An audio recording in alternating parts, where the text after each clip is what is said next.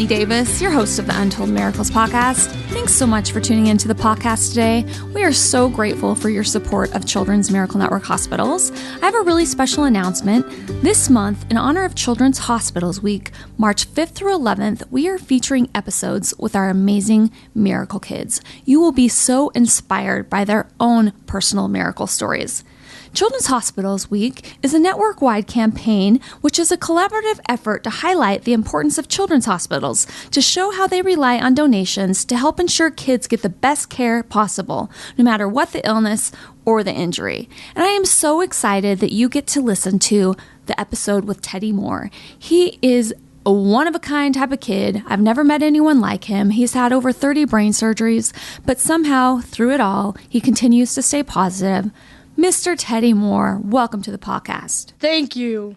Teddy, I got to meet you 2 years ago? 2 years ago. Yes, You are our champion, our current champion. Yes. And tell me what it means to you to be a champion. It means to have a lot of dedication, preparation, and happiness and motivation. And motivation. That is a good point. Yes. You got selected to represent the 10 million kids that are treated at our children's hospitals all over the country, including North America. And I want you to tell us your personal journey because you were born with hydrocephalus and it's been a crazy 10 years. Yes, it has. So tell me about your life. Well, first of all, let's start recent. Last week, I had a wound revision. It was my 35th surgery. Your 35th brain surgery? Yes. Oh my goodness. I mean, one of them is my lucky number. Well, I have 3 on my foot, 5 on my right forearm. Yep. And it was crazy. About, I believe, 3 months old. Mm-hmm. Let me just recap here. So my mother had put me down in my bouncy chair, and this was the time I had just came home, and I only spent, I think, a night or less than a night in my own house. And then next thing you know, the scariest thing happened in my mother's life. She put me down in my bouncy chair. She was still in the room. She just looked away for about a minute or two, and then I completely seized. She had to give me CPR, and I don't remember a thing, but she remembers all of it. That would be pretty remarkable, Teddy, if you remembered what happened to you at 3 months old. But you are a pretty remarkable kid who I wouldn't put it past. Yes. Thank you, by the way. Then I just had a couple, and then it was from a seizure to a first surgery, second, all the way to the 35th. And could I talk about me becoming a champion and the ambassador of my hospital? Yes. How that went? I would love that. Tell us the children's hospital that you're treated at. Cohen Children's Medical Center. And it was pretty amazing the day I was asked, you want to be the ambassador for your hospital. I think it was my first skull expansion. So I was in the playroom. This girl, Victoria, she just came up to me and said, do you want to be the ambassador for this hospital? I'm like, sure. Because at the time I was still in the hospital and I had no idea what to say. So it was like, sure. And then as the time grew on, I had gotten out of the hospital. Then I met so many amazing people. I got to do so many amazing things. So you've spent a lot of your life Yes. at a children's hospital. You've had to do a lot of overnight trips away from home. You have a twin sister that you've had to spend time apart from. Yes. I kind of want Mom to share with us her feelings and some of the trials that have happened from having to watch a child go through so much pain. It's definitely a challenging issue for the whole family because there's the balance involved. There's kids, each kid has their own needs. And at the time that Teddy's sick, it's important for me to stay overnight with him. Although we alternate because anything more than 2 or 3 nights, you need to switch it up because it wears on you. Teddy's twin sister, when she was younger, I think it was his first 21 brain surgeries were within 24 months. So we were pretty much living at the hospital. I would come home at 3 in the morning, so at least I was there when she woke up. She probably doesn't even remember that, but I knew as a mom, it was something I needed to do. And then as, she's gotten older and he's gotten older and they're more aware of what this all really means. And when Ted goes to the hospital, that he's likely having a brain surgery, and there's a lot of questions now about what could happen to him as they both get older. They're more aware. So it's a different kind of balance. But she comes to the hospital and she spends time with him there. She worries about him. She is very happy to be able to do some of the wonderful things she gets to do as the ambassador's sister. And when I had found out that I was going to be the ambassador, my mom had gave me a certificate, and the next thing you know, she pulls out another one. And she says, Zoe, you're Teddy's manager. Next thing you know, we both cry, and I'm like, thank you so much. So, yeah, we like to... surprise us. We like to kind of include her and make her feel, as special. And but it's tough on her. It really is. As his twin, she worries about him, and it causes her a lot of anxiety. I mean, even to this day. So here we are, with you doing this podcast, and I get a call from the school nurse that she's not feeling well, and I know she's okay. Yeah, it's just nerves. Yeah. When she's when I'm in the hospital and Mom gets a call, we're like, she's not sick, she just has nerves. Yeah. And I totally understand that. My sister has a child that has seizures all the time, and he's got 2 younger siblings who watch him have those grand mal seizures, and it's hard. They're concerned about their brother, and they want him to be okay, and it really definitely does impact the whole family. But what I do love about Children's Miracle Network hospitals is there are a lot of programs in place internally inside the hospitals where the whole family can be a part, especially the Child Life Playroom and different opportunities. So Teddy, I want you to tell us how you deal with the physical pain, because you often get intense headaches, and how you manage to stay positive with the pain. Well, one thing I learned from a guy on YouTube, one of his tweets from his fans said, how do you be positive all the time? He said, I don't argue with people, because then you're just wasting energy. Wow. And I told my mother that. I'm like, Mom, don't waste your energy on arguing with my sister. And she was like, okay, I'll take that in. So we both took it in. At this point, it's been since July, and sometimes I now have just only stress headaches from me being in the hospital so much and me coming back to school. So, and how I deal with headaches now since July, I really just say, okay, this is a normal headache. I can deal with this. I can try to power through. And my surgeon always says, power through. I'm like, I will try. Mom, what do you do when he deals with all this pain? Because it's hard to watch parents go through this when they see their kid in pain. They want to take the pain on themselves. They would do anything to take it away. How do you handle it in the most effective way for yourself and Teddy? Well, certainly as he's gotten older, he can distinguish between his headaches, so much so that he can tell if it's, maybe a stress headache, or it's, we call it a hydro headache. And even more so now, he can distinguish if he's overdraining or underdraining, which is pretty remarkable. So I never doubt when he tells me he doesn't feel well.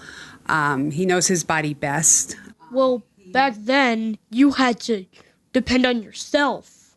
And it was very, very, very hard. Yeah, this is true. She's been telling me that so many times. I'm like, okay, Mom, I get it. You don't have to tell me and just bring back bad things. Because I just told you, I'm always positive. At least I try. Yes. You do. And you did a radio interview a couple years ago where you kind of said you're kind of like a shining star. You shine bright. Yep. You do. You shine bright for everybody, and you show everybody how to have a positive attitude, because we all have challenges and struggles that we deal with, but not all of us have the depth of gratitude that you have, because you truly get it, what it feels like when you're not having pain, right? Yes. And what a great day that is. Yeah. It's really like I just want to frolic into a field of happiness and deadlines and positivity. And I'm like, oh, yeah. So, Teddy, what would you tell kids that are currently listening to this, and they might be struggling with different challenges? They might be in the hospital. They might be away from their family because they're home and they're in the hospital. They're dealing with pain. Like, what would you tell them to help them, encourage them? If they're dealing with pain, just think about funny stuff. That's what I do during, or just listen to your favorite music or watch your favorite show. So what would be words of wisdom that you like to live by every day? It's a pretty big question for a 10-year-old, but I'm still going to ask it because you kind of act like a 15-year-old. Thank you. I have 2. Okay. If you're having trouble in life and you don't want to take the risky road, then when people go left, you go right, or the other way around. My positivity one is be positive, be happy, be you. I love it. By that. Teddy, what do you want to do when you grow up? My first job, if this doesn't work out, to become a Marine, because my sisters were in for 5 years. My sister's still, one of them still in, one didn't do it, and my father was in for 20 years. Teddy, what advice would you say to someone if they're thinking about donating to your local children's hospital, to Cohen? If they do it, do it. Take a risk. I mean, I've been taking risks my whole life. Like, okay, should I go to the hospital because of this, or should I not? And just see how it goes. Mm-hmm. Mom, what would you say to someone considering donating to their hospital? I would say don't even hesitate, because you never know, one day it could be your child, and you are definitely helping other children. Like me and kids at my hospital and other kids' hospital all around the country. Yep, you're helping a child or children. So, Teddy, I always close the podcast out with this question, and I'll let both you and Mom answer if you want. You don't have to. Okay. If there were 3 miracles that you could create in the world today, what would those be for you? Mine? Mm-hmm. This is tough. A cure for my condition. A cure for hydrocephalus. Mm-hmm. A cure for any kid's condition. And to cure kids all around the globe who have different conditions or the same ones as me. And you know what? It's remarkable for me to have this condition. Because, Mom, how much is it? Is it 1 in a million people? 1 in 500. 1 in 500 Wow. of kids who have hydrocephalus. Well, I'm going to ask you really quick. I'm going to throw a question in. What's been the greatest blessing in your life that's come from having to deal with this? Greatest blessing? Yikes, I don't know. Going home every day, or going home every time I go. No matter how long I stay there, I'm like, God bless all you nurses. God bless all you doctors, really. And you know what? I beg the anesthesiologist to put me under already, just because I'm in so much pain all the time. Well, not all the time, but most of the time. So your blessing is really the caregivers around you that have really helped save your life. Yeah, I would say there's not a time that Ted doesn't leave that hospital thanking them. He thanks everybody all the time. Yes, well, this is what I've been thinking of. If a family member, like my mother, had something wrong with one of her body parts, I'd sacrifice one of them and give it to her. Or somebody who works at Children's Miracle Network. Mom, do you have anything? Do you have a miracle, or did Teddy cover it? Teddy probably covered it when asking for a cure for hydrocephalus, because, it's maintenance, and things go south in a heartbeat. Yep. So there needs to be money for research and a cure. Absolutely. And every child with it, it's different, and they're more complicated, less complicated. So, but I think also Teddy's blessing in this, if I can talk about what his blessing might be, is that he has such compassion for people, for children, for adults, for anybody. He just is such a compassionate, child. And even though, sometimes he might get down on thinking he has a raw deal because he's sick and he can't do all the things that his friends do and his peers.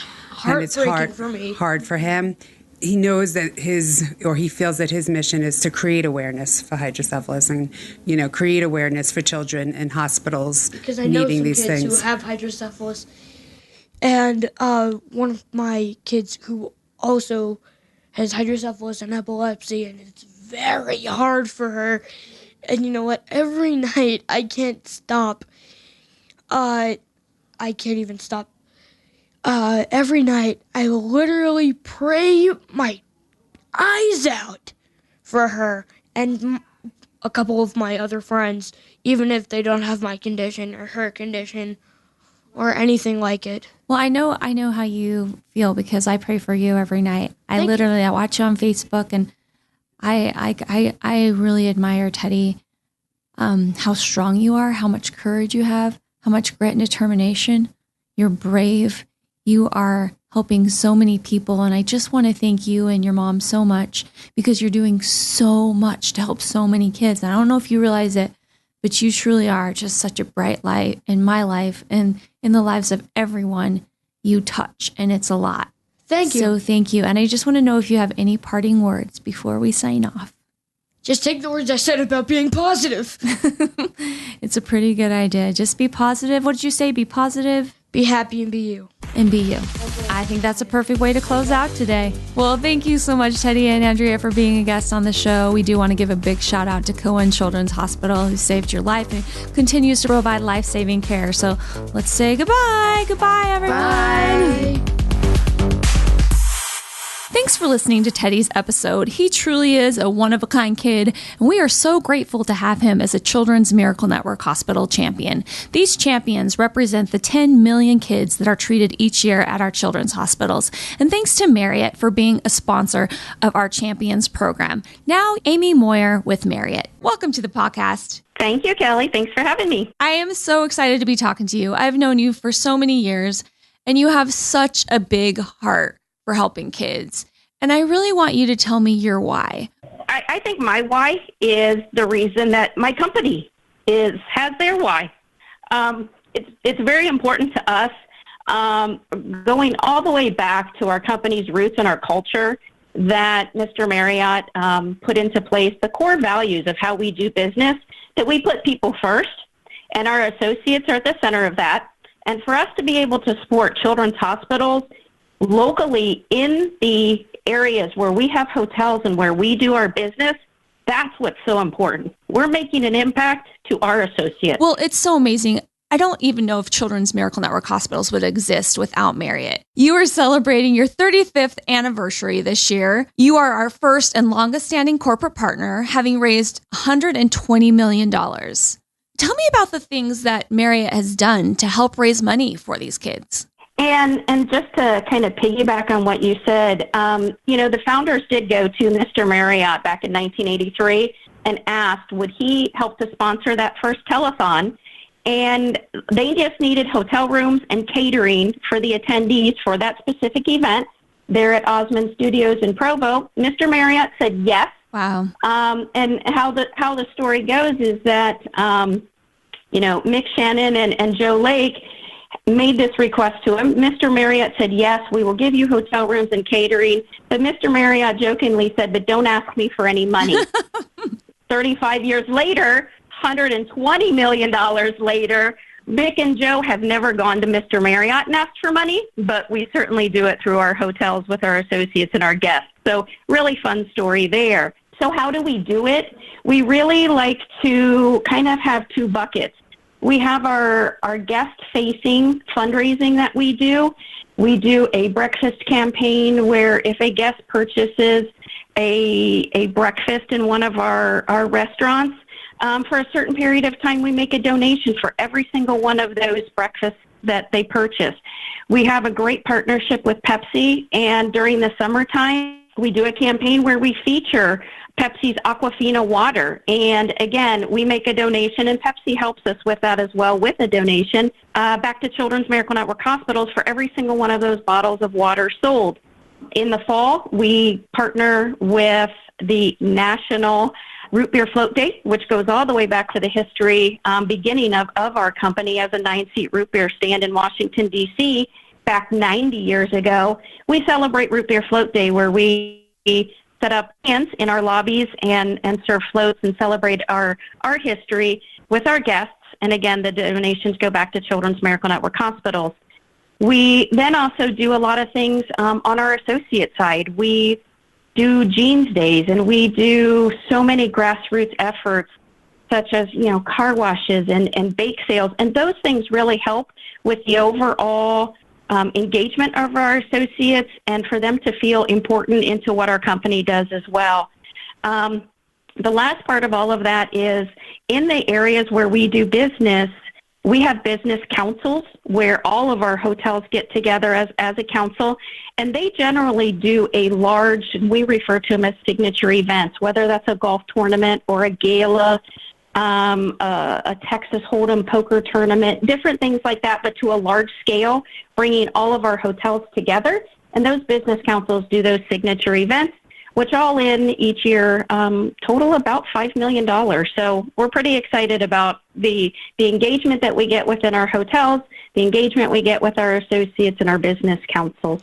Well, I love what you said earlier, because I think the reason that Marriott International supporters like supporting Children's Miracle Network hospitals is because they know that in every community in North America, there's pretty much, where there's a Marriott hotel, there's a children's hospital that we support. Yes. And so when people donate at your hotels, they know that they're helping save kids' lives in that community. And I'm so grateful for Marriott, because as a corporate partner of Children's Miracle Network hospitals, we stay in Marriott properties as employees.